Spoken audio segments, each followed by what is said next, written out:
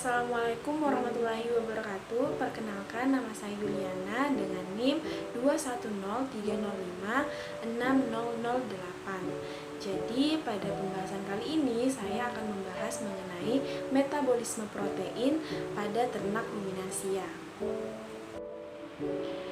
Jadi protein adalah zat nutrisi yang dibentuk dari beberapa asam amino yang dirangkai dengan ikatan peptida.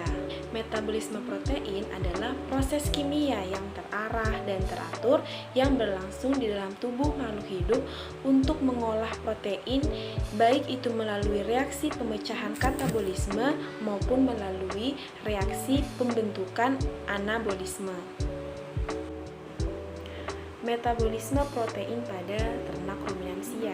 Jadi, ternak membuat protein jaringan tubuhnya dari berbagai asam amino hasil pencernaan protein yang terdapat pada bahan pakan yang dimakan. Asam amino untuk ternak induk semang itu juga berasal dari protein yang lolos degradasi atau bypass protein, protein mikroba rumen yang tercerna dan terserap di dalam usus, serta hasil fermentasi rumen. Perombakan protein oleh enzim proteolitik dalam rumen itu menghasilkan peptida dan asam amino.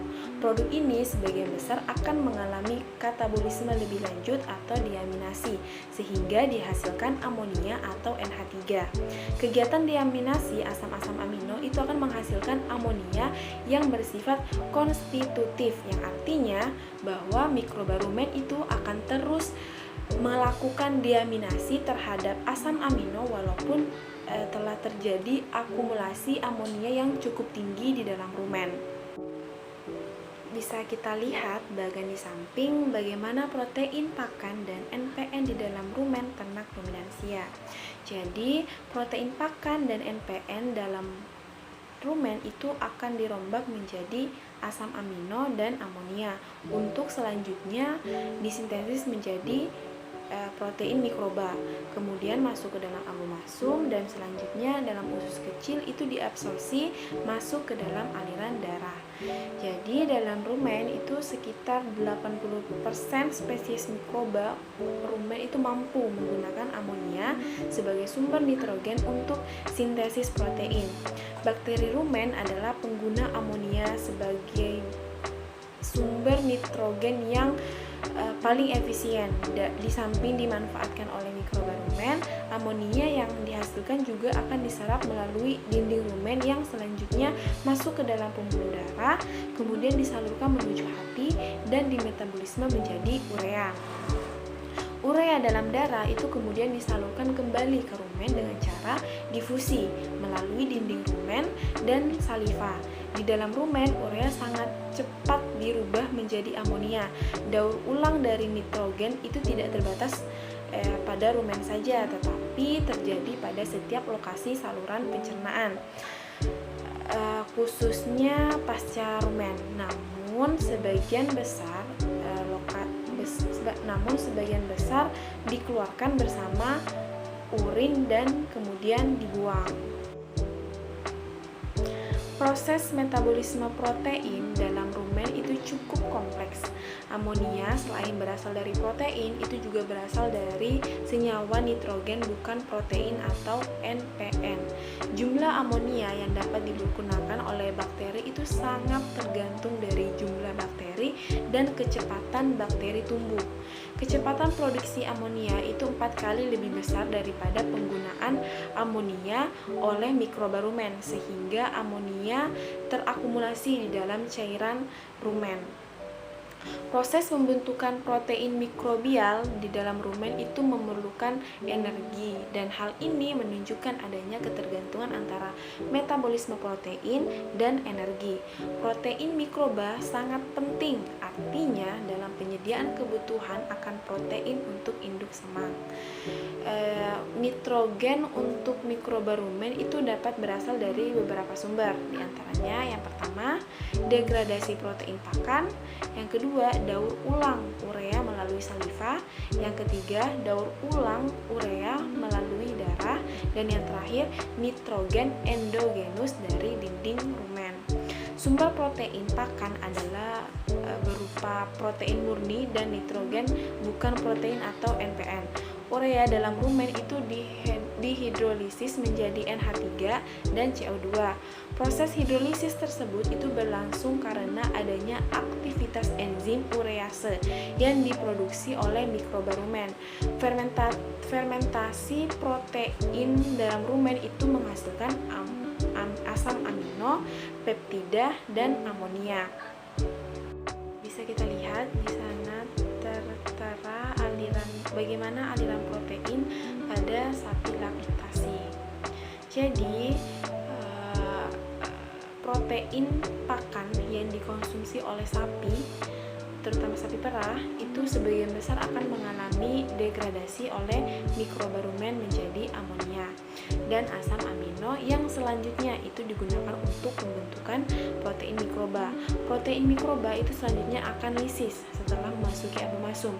Hal ini terjadi dikarenakan pH abomasum yang sangat rendah. Itu berkisar antara 2 sampai 3.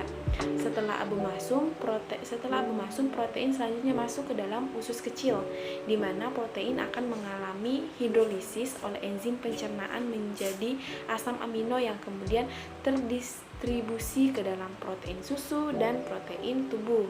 Sedangkan protein yang tidak terdegradasi itu akan langsung masuk ke dalam usus kecil yang selanjutnya akan keluar bersama dengan feses. Siklus Krebs. Jadi sebelum memasuki siklus Krebs itu asam amino seperti isolesin akan berubah menjadi asetil CoA. Kemudian kelompok asam amino lain seperti alanin, alisin, treonin, cysteine, serin, triptofan juga akan berubah menjadi asetil CoA. Namun sebelumnya itu akan berubah menjadi pirufat terlebih dahulu. Selain itu, asam amino seperti leusin, lisin, fenilalanin, triosin, dan triptofan itu melalui proses asetoasetat juga akan menjadi asetil CoA sampai akhirnya masuk ke dalam siklus Krebs. Nah, setelah terbentuk asetil CoA itu kemudian akan dibantu oleh aksoloesetat yang berasal dari siklus Krebs akan berjalan membentuk sitrat. Nah, sitrat itu merupakan titik pertama dari proses terjadi di dalam siklus Krebs. Sitrat kemudian akan membentuk isositrat yang akan berubah menjadi alfa ketoglutarat. Dalam prosesnya asam amino seperti arginin, histidin, prolin itu juga akan masuk siklus Krebs. Nah, ketiga asam amino tersebut terlebih dahulu berubah menjadi glutamat sampai sebelumnya menjadi alfa ketoglutarat. Proses akan terus berlangsung, begitu pula kelompok asam amino seperti esolisin, valin, metionin, dan treonin itu akan menjadi suksili CoA. Terosin dan fenilalanin itu menjadi fumirat, serta aspargin dan aspartat itu menjadi oksaloasetat. Golongan asam amino itu ada 2. Yang pertama, tidak dapat disintesis dan dapat disintesis. Yang tidak dapat disintesis itu biasa disebut juga asam amino esensial. Contohnya seperti isoleusin, fenilalanin, arganin, histidin, leusin, valin, metionin, treonin, dan triptofan. Dan yang kedua itu dapat disintesis atau biasa disebut asam amino non esensial. Contohnya alanin, prolin, triosin, aspargin, glutamat, serin, dan cysteine. Baik, itu saja yang dapat